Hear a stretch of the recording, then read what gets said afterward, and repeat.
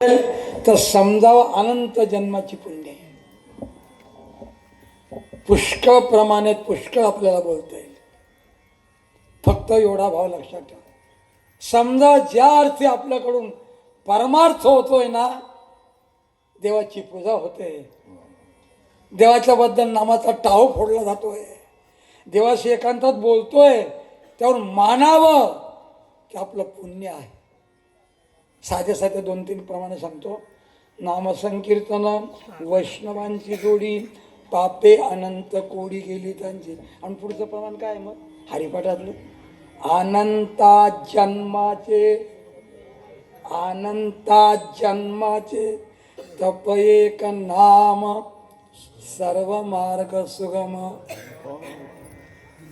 जन्म जन्मांतरी असेल पुण्य सामग्री, तैच नाम जिव्हाग्री येईल श्रीरामाचे. संध्याकाळी बसून जर 5 माळा घेत असाल, हरिपाठ म्हणत असाल, ही जर वाटचाल जीवनामध्ये असेल तर समजा आपलं पुण्य आहे. समजा आपलं निश्चित दिसत नाहीये, पुण्यही दिसत नाही, काहीच दिसत नाही, पण समजावं. किती लोक करतात, काय करतात हा भाग वेगळा आहे, पण पुण्य असल्याशिवाय देव आवडत नाही, देवाच्या नावात प्रीती ठरवली जात नाही. म्हणून तुकवार कौतुक करतात. धन्य मी मानिन आपुले संचित, राहिलीसे प्रीत तुझे नामी. देवाच्या नामावर माझं प्रेम आहे, बहुता सुकृताची जोडी, म्हणून विठ्ठल आवडी.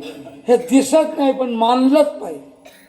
पुण्याशिवाय या गोष्टी होऊ शकत नाही. हे मान तिळतिळ पुण्य साचा पडे, तर हे बहुता जन्मी जोडे.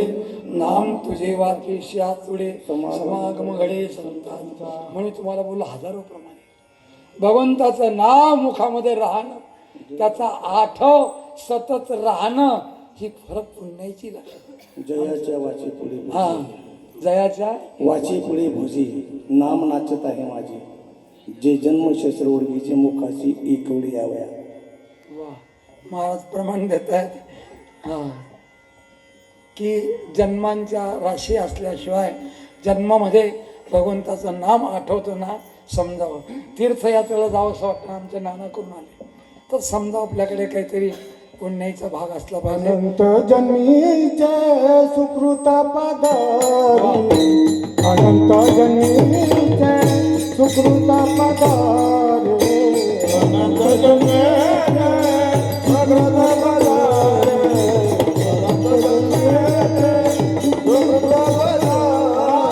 त्याचे मुखी हारी पैठा होय, त्याचे मुखी हारी पैठा होय. हरिमुखे गाता हरपली चिंता, हरिमुखे गाता हरपली चिंता. त्याचे मुखे हारी पैठा होय, त्याचे मुखे हारी पैठा